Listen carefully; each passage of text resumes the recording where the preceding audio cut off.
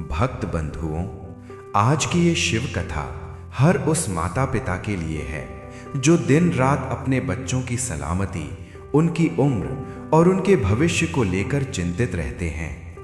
अगर आप चाहते हैं कि आपकी औलाद पर कोई अनहोनी ना आए, अगर आप चाहते हैं कि आपकी संतान स्वस्थ, संस्कारी और दीर्घायु बने, और अगर आप चाहते हैं कि आपके घर पर भगवान शिव की विशेष कृपा सदा बनी रहे, तो भक्त बंधुओं, आज की ये कथा आपके लिए ही है। भक्त बंधुओं, कथा सुनना कोई साधारण कार्य नहीं है। कथा सुनने से मन को शांति मिलती है। कथा सुनने से घर का वातावरण पवित्र होता है। कथा सुनने से नकारात्मक विचार धीरे धीरे दूर होने लगते हैं। और सबसे बड़ी बात, कथा सुनने से वो पुण्य मिलता है जो धीरे धीरे जुड़ता है और संकट के समय ढाल बनकर हमारे और हमारी औलाद के सामने खड़ा हो जाता है। कई माता पिता ये नहीं समझ पाते कि औलाद की रक्षा केवल दवाइयों, धन या उपायों से नहीं होती, बल्कि औलाद की सबसे बड़ी सुरक्षा माता पिता की भक्ति और पुण्य से होती है। और यही कारण है कि भगवान शिव को संतान के रक्षक और कल्याणकर्ता कहा गया है। लेकिन भक्त बंधुओं, अब इस बात को बहुत ध्यान से सुनिए। गरुड़ पुराण में स्पष्ट कहा गया है कि जो भक्त किसी भी पवित्र कथा को शुरू करके उसे बीच में छोड़ देता है, वो अपने जीवन के पुण्य को स्वयं ही अधूरा छोड़ देता है। इसलिए आज आपसे निवेदन है, इस कथा को पूरे मन, पूरे विश्वास और पूरे धैर्य के साथ अंत तक सुनिए, क्योंकि आज की ये कथा आपको बताएगी कैसे केवल शिव नाम का जप, कैसे केवल कथा श्रवण आपकी औलाद के जीवन से डर, बाधा, रोग और दुर्भाग्य को दूर कर सकता है।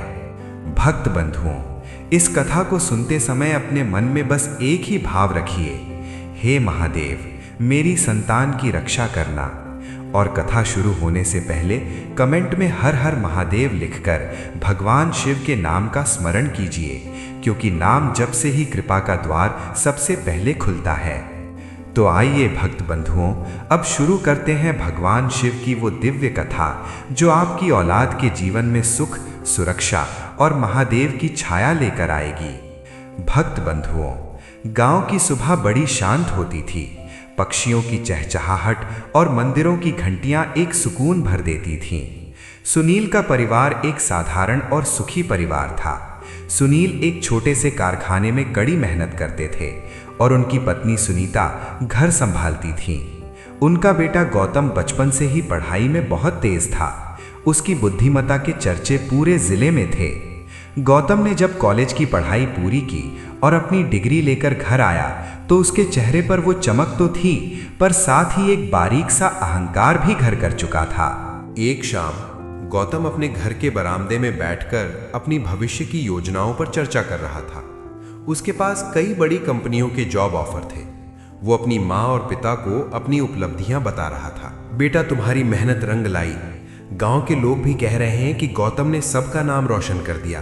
भगवान की दया है कि आज हमारा सपना सच हो रहा है। पिताजी, ये सब भगवान की दया नहीं, बल्कि मेरी रातों की नींद हराम करने का नतीजा है। मैंने दिन रात एक करके पढ़ाई की, लाइब्रेरी में घंटों बिताए और मुश्किल परीक्षाओं को पास किया।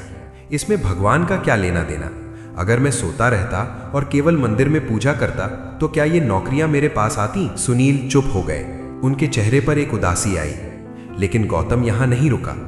उसने अपनी किताबों की ओर इशारा किया। आज की दुनिया ज्ञान और विज्ञान की है। इंसान चांद पर पहुंच गया है, बीमारियां मिटा रहा है, और हम अभी भी इसी अंधविश्वास में फंसे हैं कि कोई ऊपर बैठा हमारी तकदीर लिख रहा है। नहीं पिताजी, तकदीर इंसान खुद अपनी मेहनत और दिमाग से लिखता है। मुझे अपने ज्ञान पर पूरा भरोसा है। मैं शहर जा रहा हूं और दिखा दूंगा कि बिना किसी सहारे के भी ऊंचाई पर कैसे पहुंचा जाता है। सुनीता, जो रसोई से ये सब सुन रही थी, बाहर आई। उनके हाथ में पूजा की थाली थी। उन्होंने गौतम के सिर पर हाथ रखा। बेटा, बुद्धि और मेहनत जरूरी है, पर यह बुद्धि देने वाला भी वही महादेव है। अहंकार मत कर, क्योंकि ऊपर वाला जब देता है तो वो परीक्षा भी लेता है। गौतम खींचते हुए बोला। माँ, फिर वही पुरानी बातें। आपकी ये मंदिर वाली बातें सुनने में अच्छी लगती हैं, पर असल जिंदगी में काम नहीं आती। मुझे किसी परीक्षा का डर नहीं है, क्योंकि मेरा ज्ञान ही मेरी ढाल है। आप बस अपनी पूजा पाठ तक सीमित रहें, मुझे सफलता की सीढ़ियां चढ़ने दें। गौतम की आवाज में एक ऐसी खनक थी जो आत्मविश्वास की कम और घमंड की ज्यादा थी। उसे लगता था कि उसने संसार के रहस्यों को समझ लिया है। वो हर बात को तर्क की तराजू पर तौलता था। उसके लिए भावनाएं और आस्था केवल कमजोर लोगों की निशानी थी। वो शहर जाने की तैयारी में ऐसा डूबा था कि उसने अपने माँ बाप के चेहरों पर झलकी उस चिंता को भी नजरअंदाज कर दिया। शहर जाने से एक रात पहले गांव में शिव मंदिर में विशेष आरती थी। गांव के सभी लोग वहां मौजूद थे। गौतम के पिता सुनील ने गौतम से साथ चलने को कहा। बेटा, कल तुम शहर जा रहे हो, एक बार भोलेनाथ के दर्शन कर लो, मन को शांति मिलेगी और यात्रा मंगलमयी होगी। ठा हा हा हा हा। शांति?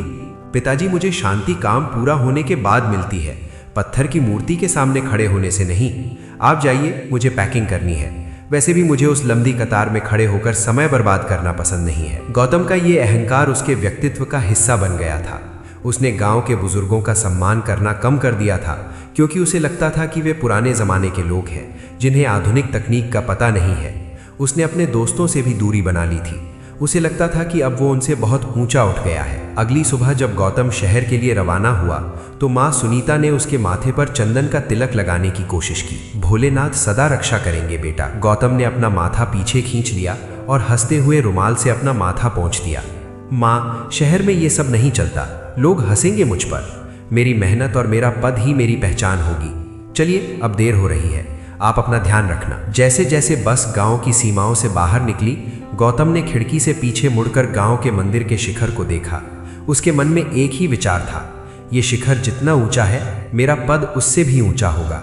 उसे नहीं पता था कि जिस ज्ञान पर वो इठला रहा है वो बहुत छोटा है।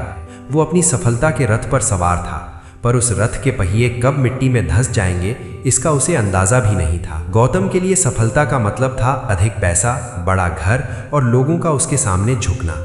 वो शहर की ओर एक ऐसी भूख लेकर चला था जो कभी शांत नहीं होने वाली थी। उसके पिता सुनील उसे जाते हुए देखते रहे। उनके मन में एक ही बात चल रही थी कि उनका बेटा शायद बहुत बड़ा बन गया है, इतना बड़ा कि अब उसके घर में उसके माता पिता और उनके ईश्वर के लिए जगह कम पड़ने लगी है। अहंकार की ये ऊंची उड़ान गौतम को बादलों के ऊपर ले जा रही थी, जहां से उसे जमीन बहुत छोटी और तुच्छ दिख रही थी। वो भूल गया था कि पेड़ जितना भी ऊंचा हो जाए उसकी जड़ें जमीन में ही होती हैं, और जो जड़ों का अपमान करता है, हवा का एक तेज झोंका उसे मिट्टी में मिलाने के लिए काफी होता है। गौतम शहर में बस चुका था। उसने एक आलीशान अपार्टमेंट लिया और उसकी जीवन शैली पूरी तरह बदल गई। महीने में एक दो बार जब वो गांव आता तो वो घर कम और किसी बड़े दफ्तर का मालिक ज्यादा लगता था। माँ सुनीता की दिनचर्या अब भी वही थी। सुबह ब्रह्म मुहूर्त में उठना, घर की शुद्धि करना और फिर मिट्टी के पार्थिव शिवलिंग बनाकर उन पर जल चढ़ाना।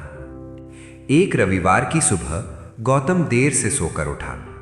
उसने देखा कि सुनीता आंगन में बैठकर बड़े प्रेम से बेलपत्र चढ़ा रही है और धीमी आवाज में शिव पंचाक्षर स्तोत्र का पाठ कर रही है। गौतम कॉफी का मग हाथ में लिए वहां आया और सोफे पर पैर फैलाकर बैठ गया। गौतम व्यंग्य भरे स्वर में, माँ, मुझे समझ नहीं आता कि आप अपनी उम्र का इतना कीमती समय इन पत्थरों और पत्तियों के पीछे क्यों बर्बाद करती हैं? क्या आपको सच में लगता है कि इस जल चढ़ाने से दुनिया में कुछ बदलता है? सुनीता ने आंखें खोली। उनके चेहरे पर एक अलौकिक शांति थी। उन्होंने शांत स्वर में उत्तर दिया, सुनीता, बेटा, ये समय की बर्बादी नहीं, समय का निवेश है। ये जल में पत्थर पर नहीं, अपनी श्रद्धा पर चढ़ा रही हूं। इससे दुनिया बदले ना बदले, मेरा मन शांत रहता है और मुझे जीवन की मुश्किलों से लड़ने की शक्ति मिलती है। गौतम हंसते हुए, शक्ति? मां, शक्ति तो ऊर्जा से आती है, संतुलित भोजन और कसरत से आती है। आप भूखे रहकर व्रत करती हैं, इससे तो शरीर कमजोर होता है। विज्ञान कहता है कि जो चीज दिखती नहीं उसका अस्तित्व नहीं होता। आपका ये महादेव कहाँ है?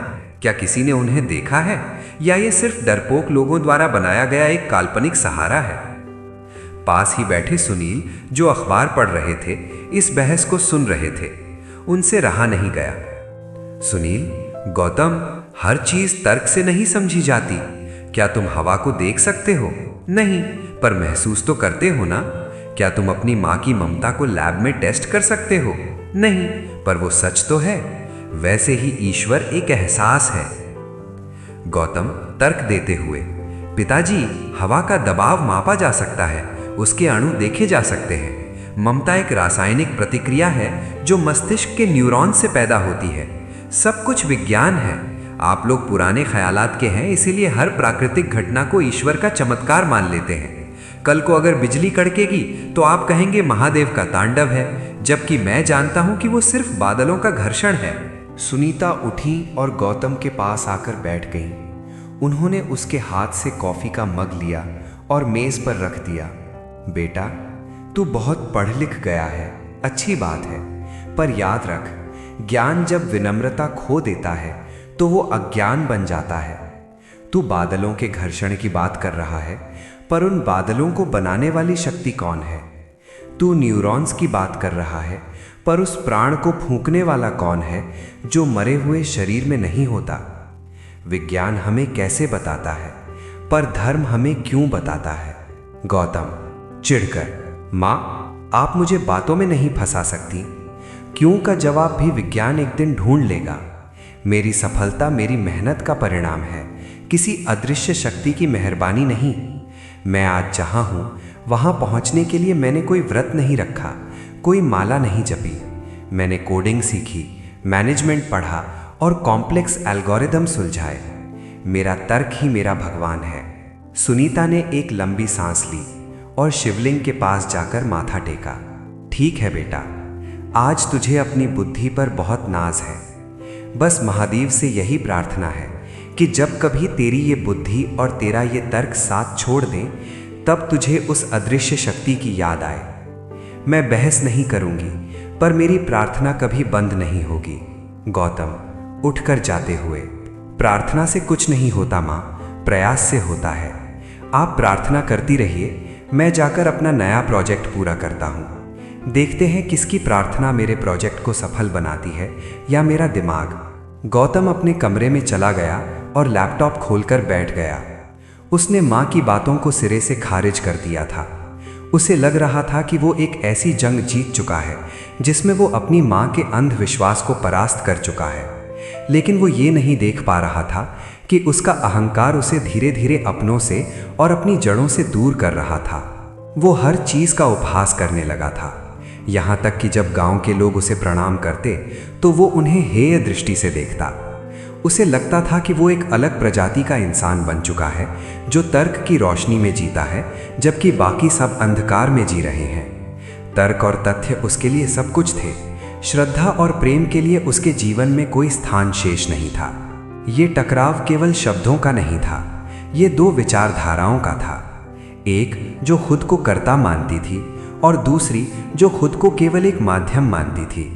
गौतम का मैं इतना बड़ा हो गया था कि उसके आगे उसे ईश्वर तो क्या, अपने माता पिता के अनुभव भी बौने लग रहे थे।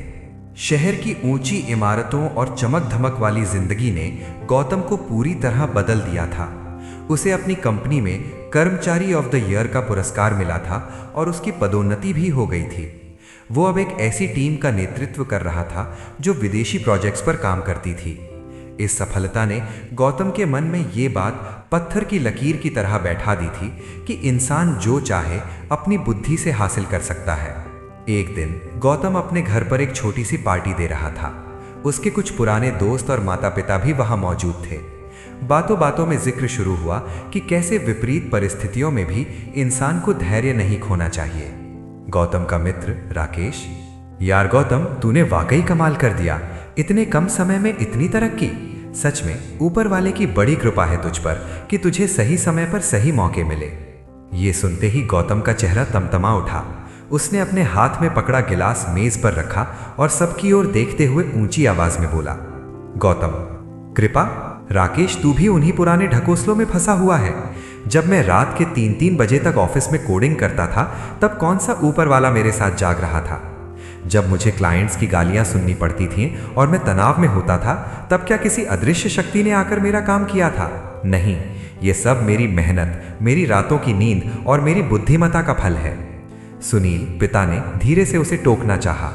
बेटा, मेहनत तो सब करते हैं, गली का मजदूर भी दिन रात पसीना बहाता है, पर सबको वैसी सफलता नहीं मिलती। मेहनत के साथ साथ समय और सौभाग्य का साथ होना भी जरूरी है, जो ईश्वर की इच्छा से मिलता है। गौतम हिकारत से हंसते हुए, पिताजी, सौभाग्य कुछ नहीं होता, ये सिर्फ उन लोगों का बहाना है जो हार जाते हैं। मजदूर मेहनत करता है पर वो अपनी बुद्धि का इस्तेमाल नहीं करता। मैंने अपनी बुद्धि को निखारा है। मैंने जो कुछ भी पाया है वो मेरी मेहनत की पाई पाई का हिसाब है। इसमें भगवान की कोई साझेदारी नहीं है। मुझे गुस्सा आता है जब लोग मेरी मेहनत का श्रेय किसी ऐसी चीज को देते हैं जिसका अस्तित्व ही साबित नहीं किया जा सकता। सुनीता माँ शांति से कोने में बैठी ये सब सुन रही थी। उन्होंने देखा कि गौतम का चेहरा घमंड से लाल हो गया है। सुनीता, बेटा, तू कह रहा है कि तूने अपनी बुद्धि से सब पाया, पर यह बुद्धि तुझे किसने दी? जिस शरीर से तू मेहनत कर रहा है उसे चलाने वाली सांसें किसकी दी हुई हैं? अगर एक पल के लिए भी वो मालिक अपनी दी हुई चीज वापस ले ले तो तेरी ये सारी मेहनत और बुद्धि धरी की धरी रह जाएगी। गौतम कठोरता से, माँ, सांसें लेना एक जैविक प्रक्रिया है जिसे ऑक्सीजन और फेफड़े नियंत्रित करते हैं। आप हर चीज में उस मालिक को मत घसीटिए। मुझे किसी का एहसान स्वीकार करना पसंद नहीं है, चाहे वो भगवान ही क्यों ना हो।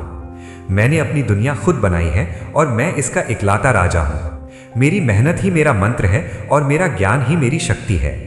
गौतम के दोस्त सन्न रह गए। उसकी आवाज में एक ऐसा अहंकार था जिसे शब्दों में बयान करना मुश्किल था। उसे लग रहा था कि उसने कुदरत के नियमों को मात दे दी है। उसने अपने बैंक बैलेंस और अपने पद को अपनी ढाल बना लिया था। पार्टी खत्म होने के बाद जब सब चले गए तो गौतम ने अपनी मां की ओर देखा, जो हाथ में रुद्राक्ष की माला लिए चुपचाप जाप कर रही थी। गौतम, मां, कल मुझे 1 करोड़ का बोनस मिला है। मैं आपके लिए एक सोने की चेन लाया हूं, इसे पहनिए और ये रुद्राक्ष की माला उतार दीजिए, ये पुराने जमाने की लगती है।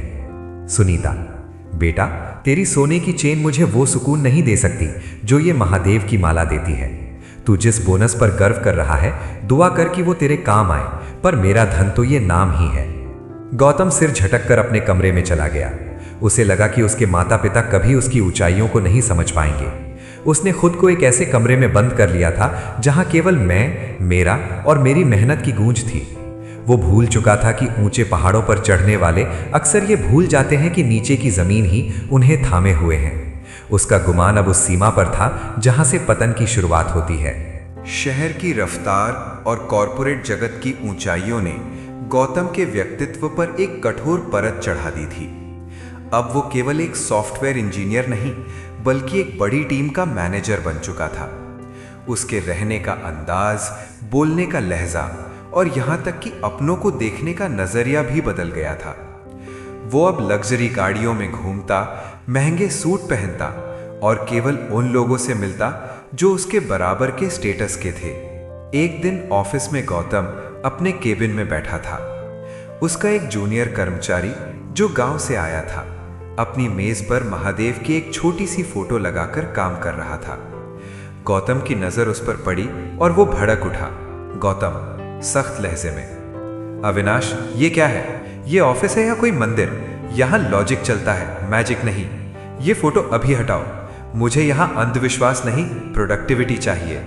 अविनाश घबराते हुए, सर, ये बस मन की शांति के लिए है, मुझे इससे प्रेरणा मिलती है। गौतम ठहाका मारते हुए, प्रेरणा कोड लिखने से और डेडलाइन पूरी करने से मिलती है, किसी तस्वीर के आगे सिर झुकाने से नहीं। याद रखो, तुम्हारी बुद्धि ही तुम्हारा असली भगवान है। गौतम का ये बदला हुआ स्वभाव अब उसके घर तक भी पहुंच गया था। जब उसके पिता सुनील उसे फोन करते तो वो अक्सर चिड़चिड़ा जाता।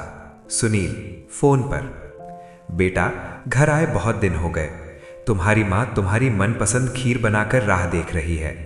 इस रविवार आ जाओ। गौतम बेरुखी से, पिताजी, आप लोग समझते क्यों नहीं? मैं अब वो गांव वाला गौतम नहीं हूं जिसके पास खाली समय हो। मेरी एक एक मिनट की कीमत हजारों में है। खीर तो मैं यहाँ किसी भी 5 स्टार होटल में खा सकता हूँ, और वैसे भी मुझे वहां आकर वो प्रवचन नहीं सुनने जो माँ हर समय देती रहती हैं। गौतम ने अपने कमरे से पुरानी तस्वीरें, माँ की दी हुई छोटी सी गीता और घर का बना सामान हटाकर आधुनिक शो पीस लगा दिए थे।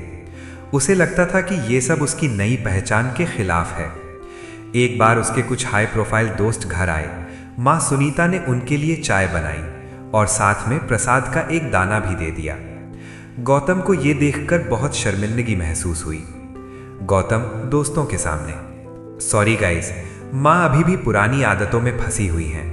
मॉम कितनी बार कहा है कि मेरे प्रोफेशनल सर्कल के लोगों के सामने ये सब मत किया करो, ये लोग प्रोग्रेसिव हैं, इन्हें ये सब प्रसाद वगैरह ऑकवर्ड लगता है। सुनीता दुखी मन से, बेटा ये तो भगवान का आशीर्वाद है, इसमें शर्म कैसी।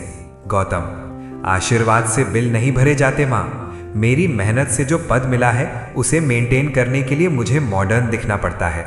आप अपनी ये भक्ति अपने कमरे तक ही रखें तो बेहतर होगा। गौतम के भीतर अब केवल मैं और मेरा पद ही बचा था। वो भूल गया था कि जिस ऊंची इमारत पर वो खड़ा है उसकी नींव उसके माता पिता के संस्कारों और उनकी प्रार्थनाओं पर टिकी थी। उसे अब गरीब लोग, बीमार लोग और यहाँ तक कि आस्था रखने वाले लोग कमजोर और अनपढ़ लगने लगे थे।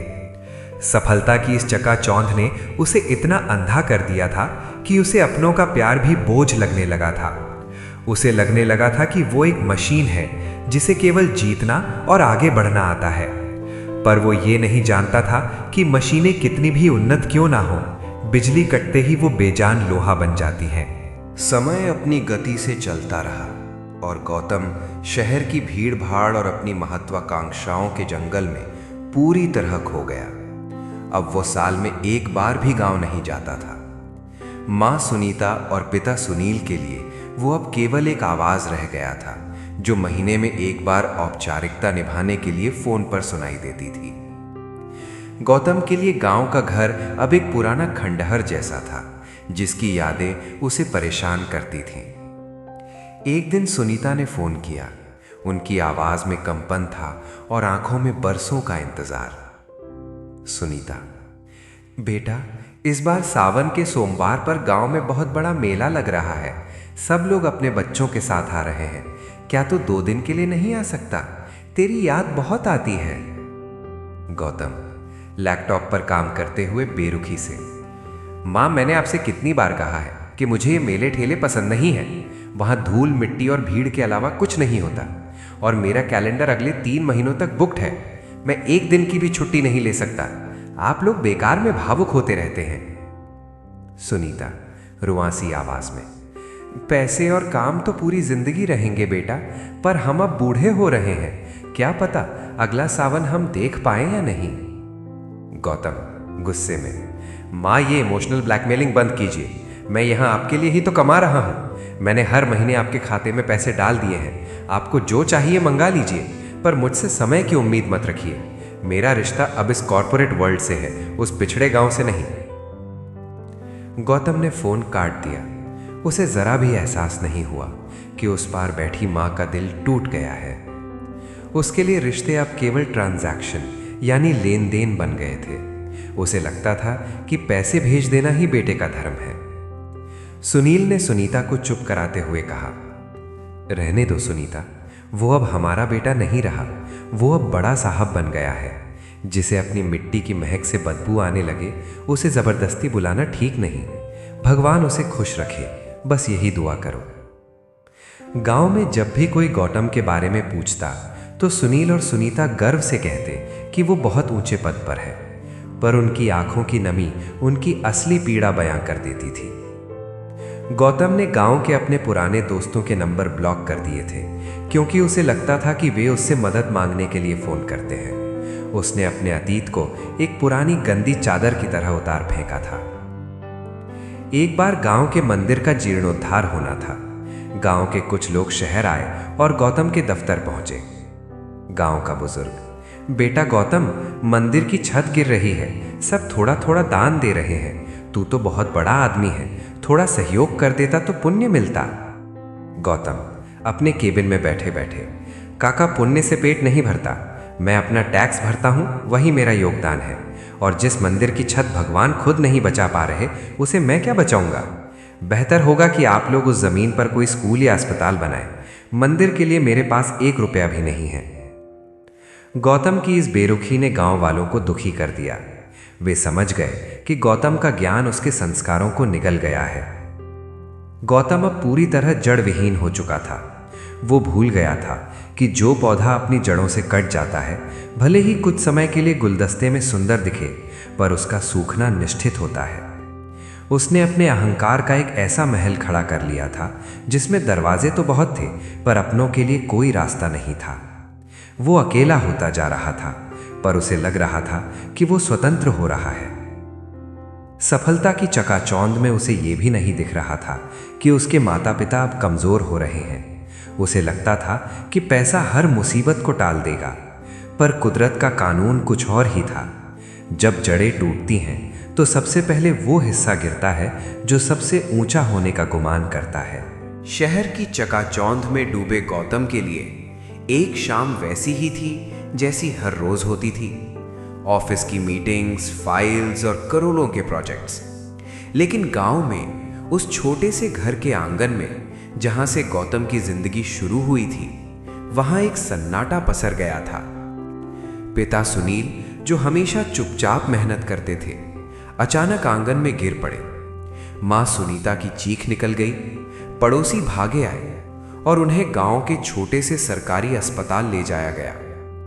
डॉक्टर ने देखते ही कह दिया, हालत गंभीर है, इन्हें तुरंत शहर के बड़े अस्पताल ले जाना होगा। सुनीता ने कांपते हाथों से गौतम को फोन लगाया। 10 बार रिंग जाने के बाद गौतम ने झुंझलाते हुए फोन उठाया। गौतम, मां, मैंने कितनी बार कहा है कि ऑफिस के समय फोन मत किया करो, मैं एक बहुत जरूरी प्रेजेंटेशन दे रहा हूं। सुनीता रोते हुए, बेटा, तेरे बाबूजी, वे अचानक गिर गए। डॉक्टर कह रहे हैं कि दिल का दौरा पड़ा है, उन्हें शहर लाना पड़ेगा। तू जल्दी से किसी बड़े अस्पताल में बात कर ले। गौतम के माथे पर सिलवटें आ गईं। उसे पिता की चिंता से ज्यादा अपने काम में आने वाली बाधा की फिक्र थी। गौतम, मां, आप घबराइए मत, मैं अभी अपने असिस्टेंट को बोलकर एम्बुलेंस और शहर के सबसे महंगे प्राइवेट अस्पताल में बेड बुक करवा देता हूं। मेरे पास पैसे की कोई कमी नहीं है, आप बस उन्हें लेकर पहुंचिए, मैं वहां किसी को भेज दूंगा। सुनीता, बेटा, तू नहीं आएगा? उन्हें तेरी जरूरत है। गौतम, मां, मेरे आने से वो ठीक नहीं होंगे, डॉक्टरों के इलाज से होंगे, और मेरा आज का कॉन्ट्रैक्ट साइन होना बहुत जरूरी है। आप बस पहुंचिए, पैसा पानी की तरह बहा दूंगा, सब ठीक हो जाएगा। सुनील को शहर के एक बड़े अस्पताल के आईसीयू में भर्ती कराया गया। रात को गौतम अस्पताल पहुंचा, लेकिन वो पिता के बिस्तर के पास बैठने के बजाय डॉक्टरों के केबिन में अपनी रईसी दिखा रहा था। गौतम, डॉक्टर, बेस्ट से बेस्ट ट्रीटमेंट दीजिए, पैसों की फिक्र मत कीजिए, मेरे पास इंश्योरेंस भी है और कैश भी, मुझे बस परिणाम चाहिए। डॉक्टर गंभीरता से, मिस्टर गौतम, मेडिकल साइंस में पैसा जरूरी है, पर शरीर की अपनी सीमाएं होती हैं। आपके पिता की उम्र और मानसिक तनाव भी एक बड़ी वजह है। उन्हें दवाओं के साथ साथ अपनों के साथ की भी जरूरत है। गौतम ने डॉक्टर की बात को अनसुना कर दिया। उसने मां को अस्पताल के एक वीआईपी वेटिंग रूम में बिठा दिया। मां, बेटा, एक बार अंदर जाकर अपने पिता का हाथ तो थाम ले, वे होश में आते ही तेरा नाम ले रहे थे। गौतम, मां, वहां बहुत मशीनें लगी हैं, मुझे वो सब देखकर अच्छा नहीं लगता, और वैसे भी मैं यहां बैठकर अपना लैपटॉप चला सकता हूं ताकि काम का नुकसान ना हो। मैंने दुनिया के सबसे बड़े कार्डियोलॉजिस्ट को बुला लिया है, अब महादेव पर नहीं, मेरी अरेंजमेंट्स पर भरोसा रखिए। रात बीतती गई। सुनील की हालत स्थिर नहीं हो रही थी। गौतम बार बार अपनी घड़ी देख रहा था। उसे पिता की बिगड़ती सेहत से ज्यादा इस बात की परेशानी थी कि उसकी नींद पूरी नहीं हो रही है और कल सुबह उसकी एक बड़ी मीटिंग है। सुनीता अस्पताल के कोने में बैठकर अपनी रुद्राक्ष की माला फेर रही थी। गौतम ने उन्हें देखा और पास आकर बोला, मां, यहां बैठकर माला फेरने से कुछ नहीं होगा। जो काम ये मशीनें और महंगी दवाइयां कर रही हैं, वो आपकी ये लकड़ी की गुड़िया नहीं कर सकती। देखिए, मैंने अस्पताल को 5 लाख एडवांस दे दिए हैं। पैसा ही असली भगवान है जो मौत को भी टाल सकता है। सुनीता ने आंख भरी हुई आवाज में कहा, बेटा, पैसा दवा खरीद सकता है, पर प्राण नहीं। तू जिस तकनीक पर घमंड कर रहा है, वो भी उसी के इशारे पर चलती है। दुआ कर कि वो रहम करे। गौतम हंस दिया। उसे लगा कि मां की बातें हमेशा की तरह अंधविश्वास से भरी हैं, लेकिन उस रात अस्पताल की उस ठंडी गलियारे में गौतम को पहली बार एहसास हुआ कि कुछ चीजें ऐसी हैं जिन्हें वो अपने कीबोर्ड से कंट्रोल नहीं कर सकता। पिता की उखड़ती सांसों की आवाज उन मशीनों के बीप बीप स्वर में कहीं दब गई थी। ये नियति का पहला संकेत था। गौतम का पैसा और पद उसे एक वीआईपी रूम तो दिला सकते थे, पर उसके पिता की आंखों में जो तड़प थी अपने बेटे के स्पर्श के लिए, वो उसे नहीं खरीद सकता था। संकट घर की दहलीज पार कर चुका था, लेकिन गौतम अभी भी अपने अहंकार के कवच में सुरक्षित महसूस कर रहा था। उसे नहीं पता था कि ये तो बस शुरुआत है। अस्पताल के आईसीयू के बाहर का गलियारा सफेद रोशनी से नहाया हुआ था, लेकिन गौतम के मन में केवल काले आंकड़ों का हिसाब चल रहा था। पिता की हालत नाजुक थी, पर गौतम का ध्यान बार बार अपने मोबाइल पर आने वाले स्टॉक मार्केट के अपडेट्स और ऑफिस के ईमेल्स पर जा रहा था। उसे लग रहा था कि उसने शहर के सबसे महंगे अस्पताल में पिता को भर्ती कराकर अपना फर्ज पूरा कर दिया है। सुबह जब मुख्य डॉक्टर राउंड पर आए तो गौतम उनके पीछे पीछे केबिन तक गया। गौतम अधिकार पूर्ण स्वर में, डॉक्टर, 3 दिन हो गए हैं और मेरे पिता अभी भी वेंटिलेटर पर हैं। मैंने सुना है कि आपके पास विदेश से आई नई मशीनें हैं, आप उनका इस्तेमाल क्यों नहीं कर रहे? बिल की चिंता मत कीजिए, मैं आपको ब्लैंक चेक देने को तैयार हूं। डॉक्टर शांति से, मिस्टर गौतम, चिकित्सा विज्ञान केवल मशीनों और पैसों का नाम नहीं है, शरीर की अपनी रिकवरी पावर होती है। आपके पिता का दिल बहुत कमजोर हो चुका है। इस समय उन्हें मशीनों से ज्यादा शांति और शायद किसी चमत्कार की जरूरत है। गौतम चिढ़कर, चमत्कार? डॉक्टर, आप जैसा पढ़ा लिखा आदमी ये शब्द इस्तेमाल कर रहा है? चमत्कार कमजोरों का सहारा है। मैं आपको मोटी फीस दे रहा हूं ताकि आप अपना विज्ञान इस्तेमाल करें। अगर आपके पास बेहतर इलाज नहीं है तो मैं इन्हें एयर एम्बुलेंस से दिल्ली या विदेश ले जाऊंगा। पैसा मेरा गुलाम है और मैं अपने पिता को पैसे के दम पर ठीक करवा कर रहूंगा। डॉक्टर ने बस एक ठंडी आह भरी और अपने काम में लग गए। गौतम बाहर आया और अपनी माँ के पास पहुंचा, जो फर्श पर बैठकर प्रार्थना कर रही थी। गौतम, माँ उठिए यहाँ से, लोग क्या कहेंगे कि इतने बड़े मैनेजर की माँ जमीन पर बैठी है। और ये रोना धोना बंद कीजिए। मैंने डॉक्टर को साफ कह दिया है कि जितना पैसा चाहिए ले लो, पर मुझे नतीजा चाहिए। पैसे से मैंने आज तक हर समस्या खरीदी है, पिताजी की बीमारी भी खरीद लूंगा। सुनीता दुखी मन से, बेटा, बीमारी खरीदी नहीं जाती, काटी जाती है। तू जिस पैसे की अकड़ दिखा रहा है वो उस विधाता के आगे कागज का टुकड़ा है। देख, तेरे बाबूजी की आंखों में जो डर है उसे तेरा चेक नहीं मिटा सकता। एक बार अंदर जाकर उनसे बात कर, उन्हें बता कि तू उनके पास है। गौतम झुंझलाकर, मेरे पास फालतू की बातें करने का समय नहीं है माँ, मुझे ऑफिस जाना है, एक बड़ी डील साइन होनी है। अगर मैं वहां नहीं गया तो करोड़ों का नुकसान होगा।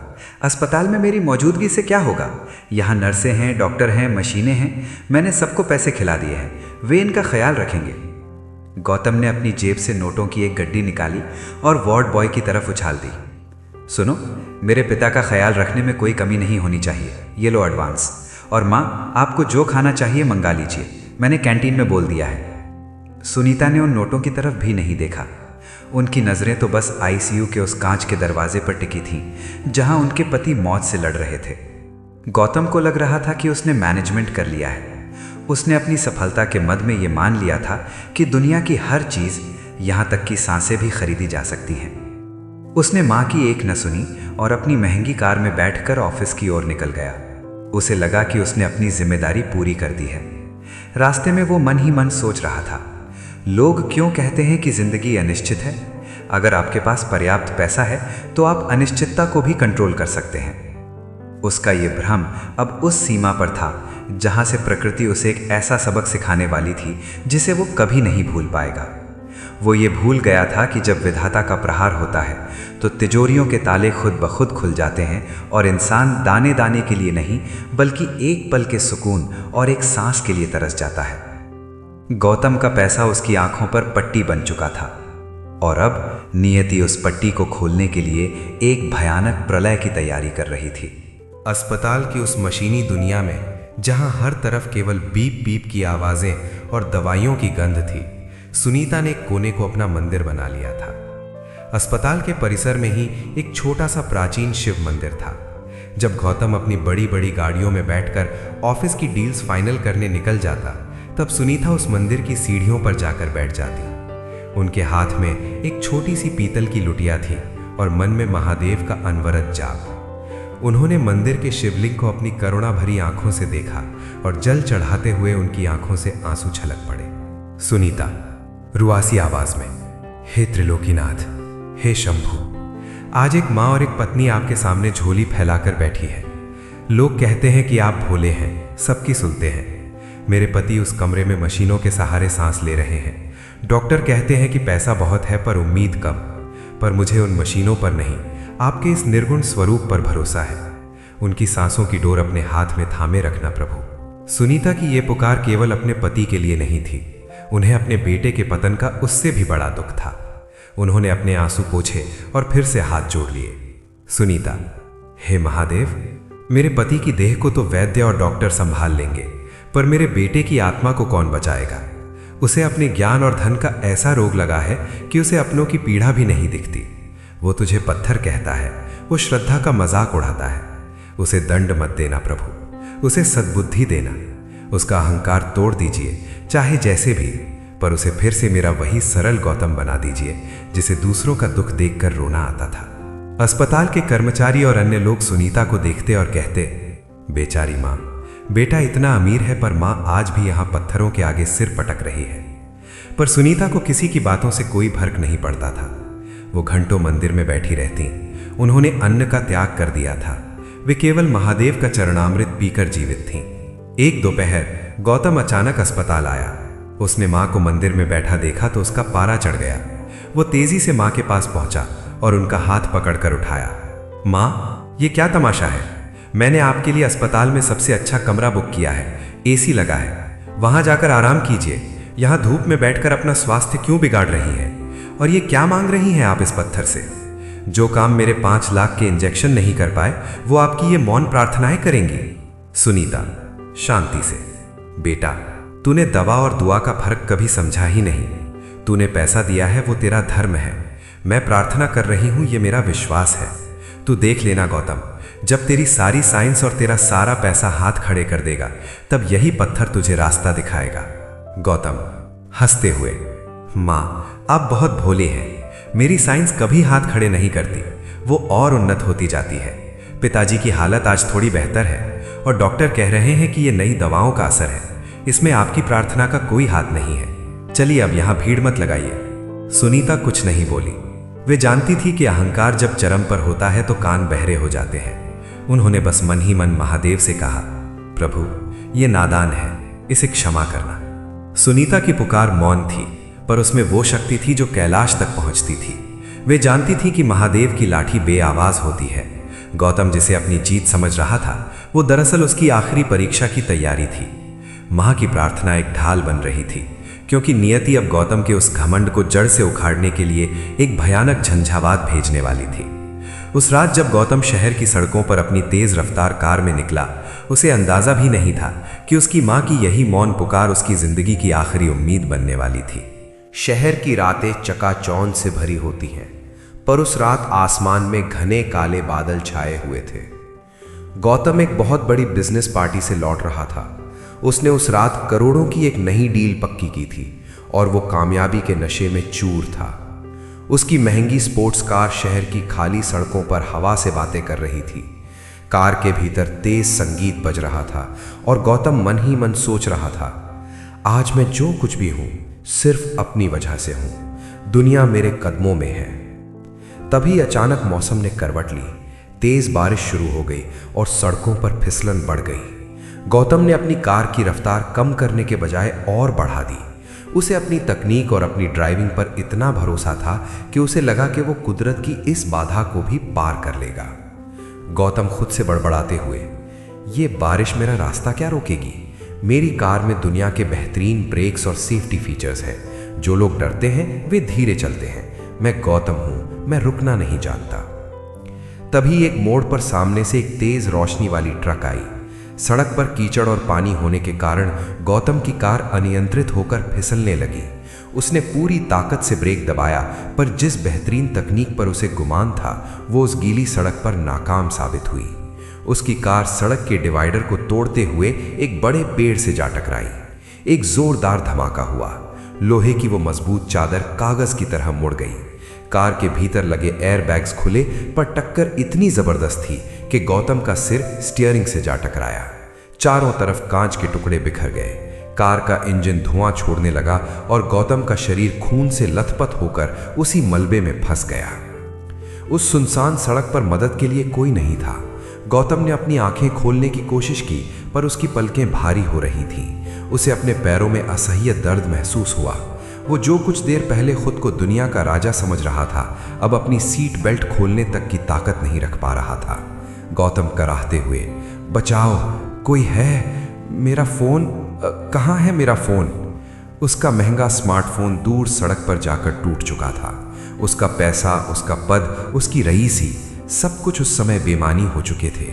जिस मौत को वो पैसे से खरीदने की बात करता था, आज वही मौत उसके सामने खड़ी थी। उसने खिड़की से बाहर देखा। दूर एक धुंधली सी रोशनी नजर आ रही थी। उसे अपनी माँ का चेहरा याद आया। उसे अपनी माँ की वो बात याद आई, बेटा, अहंकार मत कर, विधाता की परीक्षा बहुत कठिन होती है। गौतम की सांसें उखड़ने लगी। उसे महसूस हुआ कि उसका शरीर ठंडा पड़ रहा है। वो जिसे विज्ञान और लॉजिक कहता था, वो अब उसे मरने से नहीं रोक पा रहे थे। तभी कार के पास कुछ आहट हुई। कुछ राहगीरों ने गाड़ी को रुका हुआ देखा और मदद के लिए दौड़े। पहला राहगीर, ओह, बहुत बुरा एक्सीडेंट है, गाड़ी तो पूरी खत्म हो गई है, जल्दी करो, अंदर कोई फंसा है। दूसरा राहगीर, अरे ये तो कोई बहुत बड़ा आदमी लग रहा है, देखो कितनी महंगी गाड़ी है, पर इसके प्राण तो संकट में हैं। जब उसे गाड़ी से बाहर निकाला जा रहा था, गौतम अर्ध बेहोशी की हालत में था। उसे बस इतना सुनाई दिया कि कोई कह रहा था, अस्पताल ले चलो, शायद ही बच पाए। गौतम के मन में आखिरी विचार यही आया कि आज उसके करोड़ों रुपए उसे इस मलबे से बाहर नहीं निकाल पाए, बल्कि वे साधारण लोग उसे बचा रहे थे जिनका वो कभी उपहास उड़ाता था। अंधेरी रात, गिलती बारिश और सड़क पर बिखरा खून गौतम के अहंकार की इतिश्री कर रहे थे। वो एक्सीडेंट केवल उसकी कार का नहीं, उसकी विचारधारा का था। जब गौतम की आंखें खुलीं, तो उसे अपने चारों ओर सफेद दीवारें और दवाइयों की तीखी गंध महसूस हुई। वो उसी अस्पताल के एक दूसरे वार्ड में था जहां उसके पिता भर्ती थे। फर्क सिर्फ इतना था कि कुछ दिन पहले वो यहाँ एक मालिक की तरह आया था और आज वो एक असहाय मरीज बनकर लेटा था। उसके शरीर के कई हिस्सों में पट्टियां बंधी थीं और एक पैर को ऊपर टांग कर रखा गया था। उसके चेहरे पर टांके लगे थे और हिलना डुलना तो दूर, वो ठीक से बोल भी नहीं पा रहा था। जो आवाज दफ्तर में गूंजती थी, आज वो एक धीमी कराह में बदल चुकी थी। गौतम मन ही मन, ये मुझे क्या हो गया, मैं हिल क्यों नहीं पा रहा हूं? Nurse, doctor. जब नर्स अंदर आई तो गौतम ने अपनी आंखों से इशारा किया। वो कुछ पूछना चाहता था, पर गले से शब्द नहीं निकल रहे थे। नर्स धीमे स्वर में, मिस्टर गौतम, शांत रहिए, आपका बहुत बुरा एक्सीडेंट हुआ था। आपकी रीढ़ की हड्डी और पैरों में गंभीर चोटें आई हैं। भगवान का शुक्र मानिए कि आप जिंदा हैं। कुछ देर बाद डॉक्टर आए। ये वही डॉक्टर थे जिनका गौतम ने कुछ दिन पहले अपमान किया था। डॉक्टर ने उसकी रिपोर्ट देखी और एक ठंडी सांस ली। गौतम लड़खड़ाती आवाज में, डॉक्टर, मुझे ठीक कर दीजिए, जितना पैसा चाहिए ले लीजिए, मुझे कल एक मीटिंग में जाना है। डॉक्टर गंभीरता से, गौतम जी, अब पैसा आपकी मदद नहीं कर सकता। आपकी नसें दब गई हैं और शरीर का निचला हिस्सा सुन्न पड़ चुका है। हम पूरी कोशिश कर रहे हैं, लेकिन अब सब कुछ आपके शरीर की क्षमता और ऊपर वाले की मर्जी पर निर्भर है। आपकी वो महंगी तकनीक आपको अस्पताल तक तो ले आई, पर अब आपको फिर से चलाने की ताकत हमारे पास नहीं है। गौतम सन्न रह गया। वो छत की ओर देखता रहा। उसे अपनी बेबसी का एहसास होने लगा। उसे प्यास लगी थी, पर वो खुद उठकर पानी का गिलास भी नहीं उठा सकता था। उसे करवट बदलनी थी, पर उसे 2 वार्ड बॉय की मदद लेनी पड़ रही थी। जो इंसान कहता था कि मैं अपना रास्ता खुद बनाता हूं, आज वो एक एक कदम के लिए दूसरों का मोहताज था। अस्पताल के उस बिस्तर पर लेटे लेटे उसे याद आया कि कैसे वो अपने पिता की बीमारी का मजाक उड़ाता था। उसे याद आया कि कैसे उसने अपनी माँ की प्रार्थनाओं को कमजोरों का सहारा कहा था। आज उसे समझ आया कि असली कमजोर कौन है। तभी उसकी माँ सुनीता दमर में दाखिल हुई। उन्होंने अपने बेटे की ये हालत देखी तो उनका कलेजा मुंह को आ गया। पर उन्होंने खुद को संभाला। वे गौतम के पास आईं और उसके माथे पर अपना हाथ रखा, वो हाथ जिसे गौतम ने कुछ दिन पहले झटक दिया था। सुनीता, बेटा तू घबरा मत, तेरी माँ अभी जिंदा है। गौतम की आंखों से आंसू बहने लगे।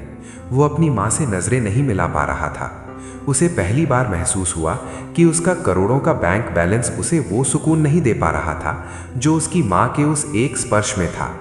वो चिल्लाना चाहता था, माफी मांगना चाहता था, पर उसका अहंकार अभी भी उसे पूरी तरह टूटने नहीं दे रहा था। वो बिस्तर उसके लिए एक जेल बन गया था, जहां वो अपने ही विचारों के साथ अकेला छोड़ दिया गया था। उसे एहसास हुआ कि इंसान कितना भी बड़ा क्यों न हो जाए, कुदरत के एक छोटे से प्रहार के सामने वो तिनके से ज्यादा कुछ नहीं है। उसकी बेबसी अब उसकी नई पहचान बन चुकी थी। अस्पताल के उस शांत कमरे में रात का सन्नाटा पसरा हुआ था। केवल मशीनों की मध्यम आवाज और गौतम की उखड़ती सांसों का शोर था। गौतम को नींद नहीं आ रही थी, पर दवाइयों के असर से उसकी चेतना एक अलग ही संसार में जा रही थी। जैसे ही उसकी आंखें लगीं, उसे एक विचित्र और अलौकिक अनुभव हुआ। गौतम ने सपने में देखा कि वो एक अंतहीन अंधेरे मार्ग पर खड़ा है। वो भागना चाहता है, पर उसके पैर पत्थर के हो चुके हैं। वो चिल्लाना चाहता है, पर उसकी आवाज उसका साथ नहीं दे रही। तभी दूर से एक मंद रोशनी दिखाई दी और एक ऐसी आवाज गूंजी जो बादलों के गरजने जैसी गंभीर थी, फिर भी उसमें मां की ममता जैसी मिठास थी। दिव्य स्वर। गौतम, तो किसे खोज रहा है? अपनी उस बुद्धि को जिसने तुझे इस मोड़ पर ला खड़ा किया, या उस धन को जो आज तुझे छूने तक नहीं आ रहा? गौतम ने कांपते हुए चारों ओर देखा, पर वहां कोई शरीर नहीं था, केवल एक असीम ऊर्जा महसूस हो रही थी। गौतम कांपते हुए, आप कौन हैं? मुझे इस अंधेरे से निकालिए।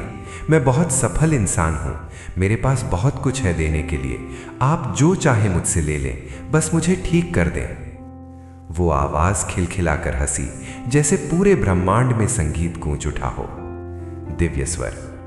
तू मुझे क्या देगा नादान? जो कुछ भी तेरे पास है, तेरी बुद्धि, तेरा शरीर, तेरी ये सांसें, वे सब मेरी दी हुई अमानत है। तूने मैं और मेरा के अहंकार में उस माँ बाप का अपमान किया जिनकी प्रार्थनाओं ने आज तेरी रक्षा की है। जिस एक्सीडेंट में तेरी कार के परखच्चे उड़ गए, वहां तेरा पैसा नहीं, तेरी माँ की वो मौन पुकार ढाल बनकर खड़ी थी। गौतम को अपनी माँ का वो चेहरा याद आया जो मंदिर की सीढ़ियों पर बैठकर जल चढ़ा रही थी। उसे अपनी हर गलती एक फिल्म की तरह दिखाई देने लगी। दिव्य स्वर। जिसे तू पत्थर कहता था, वही आज तेरे जीवन का आधार है। जिसे तू कमजोरों का सहारा कहता था, वही शक्ति आज तुझे मौत के मुंह से खींच लाई है। याद रख गौतम, ज्ञान जब अहंकार बनता है तो विनाश लाता है, पर जब वो समर्पण बनता है तो मोक्ष दिलाता है। तू शून्य है और मैं वो अनंत हूं जहां से तू आया है। गौतम उस रोशनी के सामने छोटा होता गया। उसका सारा ज्ञान, उसकी डिग्रियां, उसके करोड़ों के प्रोजेक्ट्स सब राख की तरह उड़ते हुए दिखे। उसे पहली बार सत्य का साक्षात्कार हुआ कि वो कुछ भी नहीं है, वो केवल एक जरिया था जिसे उसने खुद को मालिक समझ लिया था। गौतम रोते हुए, मुझे माफ कर दीजिए, मुझे राह दिखाइए, मैं अंधा हो गया था। दिव्य स्वर। जा, तेरी माँ की श्रद्धा ने तुझे एक और मौका दिया है। अब जाग और देख के असली दौलत क्या है। अचानक एक तेज चमक के साथ गौतम की आंख खुली। उसके कमरे में खिड़की से सुबह की पहली किरण आ रही थी। सामने दीवार पर लगे कैलेंडर में महादेव की एक धुंधली सी तस्वीर थी। गौतम ने पहली बार उस तस्वीर को नफरत से नहीं, बल्कि एक असीम कृतज्ञता से देखा। उसकी चेतना लौट आई थी, पर उसका अहंकार उस सपने की आग में जलकर राख हो चुका था। उसे समझ आ गया था कि महादेव मंदिर में नहीं, बल्कि उस सत्य में है जिसे उसने आज तक ठुकराया था। सुबह की ताज़ी हवा खिड़की से आ रही थी, लेकिन गौतम के मन में उस सपने की गूंज अभी भी ताज़ा थी। वो चुपचाप लेटा हुआ अपने हाथों को देख रहा था। उसे रह रहकर उस एक्सीडेंट का मंजर याद आ रहा था। वो भयानक टक्कर, वो मुड़ता हुआ लोहा और वो मौत का सन्नाटा। डॉक्टर हैरान थे कि इतनी बुरी दुर्घटना के बाद भी गौतम के सिर में कोई घातक चोट नहीं आई। तभी नर्स कमरे में आई और उसने गौतम की पट्टी बदलते हुए धीरे से कहा, मिस्टर गौतम, आप बहुत भाग्यशाली हैं। जिस स्थिति में आपकी गाड़ी मिली थी, पुलिस वालों का कहना था कि इसमें से किसी का जिंदा बचना नामुमकिन है। उस रात जब आप यहाँ आए, आपकी माँ पूरे समय बाहर जमीन पर बैठकर जप कर रही थी। गौतम की आंखों के सामने अपनी माँ का वो चेहरा घूम गया जिसे उसने न जाने कितनी बार अपमानित किया था। थोड़ी देर बाद माँ सुनीता कमरे में आई। उनके हाथों में महादेव का विभूति और मंदिर का चरणामृत था। सुनीता कोमलता से, बेटा थोड़ा जल पी ले, बाबा का आशीर्वाद है, तुझे बहुत शक्ति देगा। इस बार गौतम ने मुंह नहीं फेरा। उसने बहुत धीरे से अपना मुंह खोला और उस जल की एक बूंद ग्रहण की। उसे ऐसा लगा जैसे उसके सूखे हुए गले और तड़पते हुए मन को अमृत मिल गया हो। गौतम कांपती आवाज में, माँ क्या सच में आप उस रात बारिश में बाहर ही बैठी थीं? सुनीता मुस्कुराते हुए, बेटा माँ का आंचल और महादेव की छाया, ये दोनों कभी साथ नहीं छोड़ते। जब तू उस रात दर्द में था तो मुझे यहाँ बैठे बैठे एहसास हो गया था कि मेरा बच्चा संकट में है। मैंने बस महादेव से एक ही हट की थी कि मेरी उम्र तुझे लग जाए पर तुझे कुछ ना हो। गौतम फूट फूट कर रोने लगा। उसके शरीर की चोटों से ज्यादा उसके मन का पश्चाताप उसे दर्द दे रहा था। गौतम, माँ मैं कितना नीच था। मैंने आपसे कहा था कि आपकी प्रार्थनाओं से बिल नहीं भरे जाते। मैंने आपके महादेव को पत्थर कहा था, पर आज मुझे समझ आया कि जब मेरी तकनीक, मेरा पैसा और मेरी रफ्तार ने मुझे मौत के मुंह में धकेल दिया, तब आपकी वही बेकार की प्रार्थनाएं मेरे लिए ढाल बनकर खड़ी थी। मुझे माफ कर दो माँ, मुझे माफ कर दो। सुनीता ने गौतम का हाथ चूम लिया। उन्होंने देखा कि गौतम की आंखों में वो पुराना घमंड अब नहीं था। गौतम को अब समझ में आ रहा था कि जिसे वो किस्मत या इत्तेफाक समझ रहा था, वो दरअसल उसकी माँ की तपस्या का फल था। उसे याद आया कि कैसे वो अपनी माँ की भक्ति का मजाक उड़ाता था, पर उसी भक्ति ने उसे यमराज के द्वार से वापस खींच लिया था। वो पैसा जिसे वो अपनी सबसे बड़ी ताकत मानता था, उस रात सड़क पर कचरे के समान पड़ा था और उसकी रक्षा एक मौन पुकार ने की थी। उस दिन गौतम को ये एहसास हुआ कि संसार की सबसे बड़ी शक्ति श्रद्धा है। विज्ञान हमें जीना सिखाता है, पर श्रद्धा हमें बचाती है। प्रार्थना की वो ढाल अब गौतम के चारों ओर एक सुरक्षा कवच की तरह थी और उसने मन ही मन उस अदृश्य शक्ति के सामने पहली बार अपना सिर झुका दिया। विचारों के साथ अस्पताल के उस कमरे में दोपहर की शांति थी, लेकिन गौतम के भीतर एक तूफान मचा हुआ था। वो बिस्तर पर स्थिर लेटा था, पर उसका मन उन तमाम यादों की गलियों में दौड़ रहा था जहां उसने केवल अपनी सत्ता और सामर्थ्य का झंडा फहराया था। माँ सुनीता पास ही बैठी भगवत गीता का पाठ कर रही थी। गौतम उन्हें गौर से देख रहा था। उनके चेहरे की झुर्रियां, उनकी सफ़ेद होती जुल्फें और उनकी शांत आंखें। उसे याद आया कि कैसे उसने इन आंखों में कई बार आंसू दिए थे। अचानक गौतम का संयम टूट गया। उसकी आंखों के कोर भीगने लगे और देखते ही देखते वो हिचकियां लेकर रोने लगा। सुनीता घबरा कर उठी। क्या हुआ बेटा? कहीं बहुत ज्यादा दर्द हो रहा है?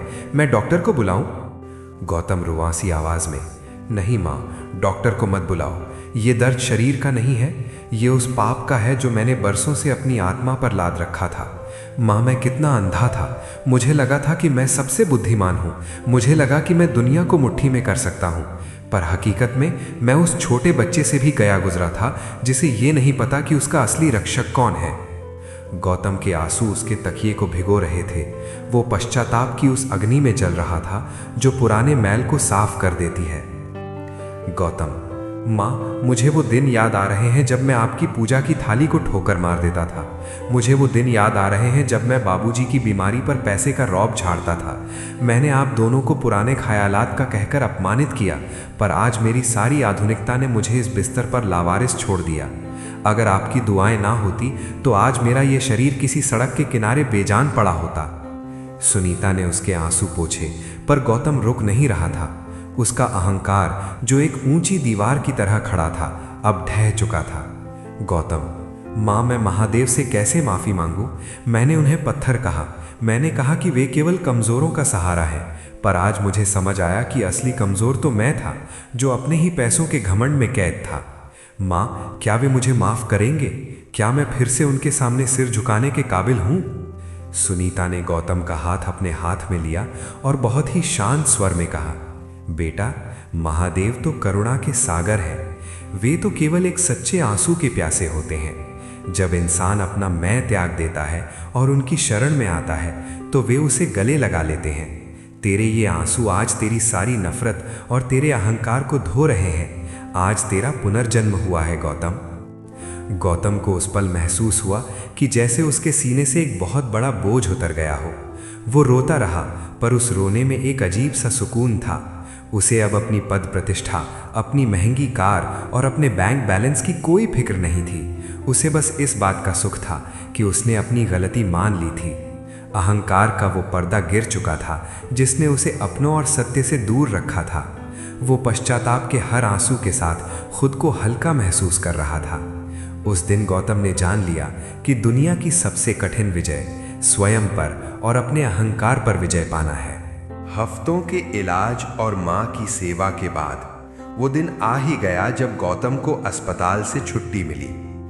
डॉक्टरों ने इसे किसी चमत्कार से कम नहीं माना कि गौतम फिर से अपने पैरों पर खड़ा हो पाया था। शहर की उस चकाचौंध वाली जिंदगी को छोड़कर गौतम ने सबसे पहले एक ही जिद की, माँ, मुझे गांव जाना है। मुझे उसी मिट्टी में जाना है जिसे मैं भूल चुका था। जैसे ही गौतम की गाड़ी गांव की सीमा में दाखिल हुई, उसे हर पेड़, हर खेत और वो पुराना शिव मंदिर एक नई रोशनी में नहाया हुआ सा लगा। जब गाड़ी घर के दरवाजे पर रुकी तो पिता सुनील, जो अब काफी हद तक ठीक हो चुके थे, लाठी के सहारे बाहर आए। गौतम गाड़ी से उतरा। उसकी आंखों में अब वो चमक नहीं थी जो घमंड से आती थी, बल्कि वो नमी थी जो विनम्रता से आती है। उसने देखा कि उसके पिता की कमर झुक गई थी और उनके चेहरे पर इंतजार की लकीरें गहरी हो गई थीं। गौतम दौड़ कर गया और बिना एक शब्द बोले अपने पिता के चरणों में साष्टांग प्रणाम किया। सुनील हैरानी और ममता के साथ, अरे बेटा, ये क्या कर रहा है? तू तो बड़ा आदमी है, शहर का साहब है। गौतम पिता के पैर पकड़कर रोते हुए, नहीं पिताजी, मैं कोई साहब नहीं हूँ। मैं तो बस आपका वही छोटा सा नादान गौतम हूँ जो भटक गया था। मुझे माफ़ कर दीजिए पिताजी। मैंने अपनी सफलता के नशे में आपको और माँ को बहुत दुख पहुँचाया। मैंने जिसे अपनी मेहनत समझा वो दरअसल आपकी प्रार्थनाओं का फल था। मुझे अपनी शरण में ले लीजिए। सुनील की आंखों से भी आंसू बह निकले। उन्होंने झुककर अपने बेटे को उठाया और उसे अपने सीने से लगा लिया।